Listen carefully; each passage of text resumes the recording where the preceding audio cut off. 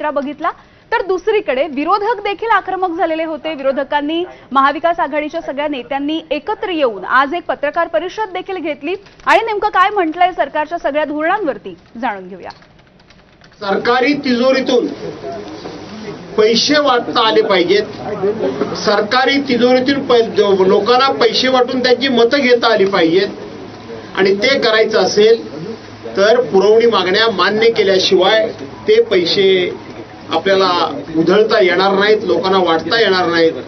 आणि म्हणून हे जनतेला न्याय देण्याकरता अधिवेशन नव्हतं, तर सरकारी तिजोरीवर डल्ला मारण्याकरता म्हणून अधिवेशन होतं। मी जर पाहिलं तर मागचं भाषण आणि आत्ताच्या याच्यामध्ये काही फरक नाही, फक्त शब्दांचा खेळ केलेला आहे।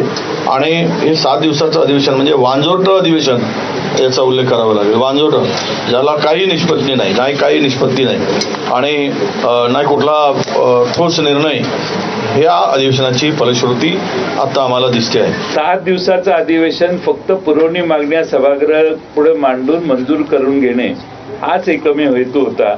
विदर्भाचे प्रश्न सोडवावेत, विदर्भातल्या संत्र्याचा कापसाचा शेतकऱ्याच्या मागे उभा राहावं आणि अलीकडे आलेले जे अतिवृष्टी झाली त्यात मराठवाड्यात जे नुकसान झालं त्या सर्वांची उत्तरं या सभागृहात या अधिवेशनात मिळाली नाहीत, याची आम्हा सगळ्यांना खंत आहे।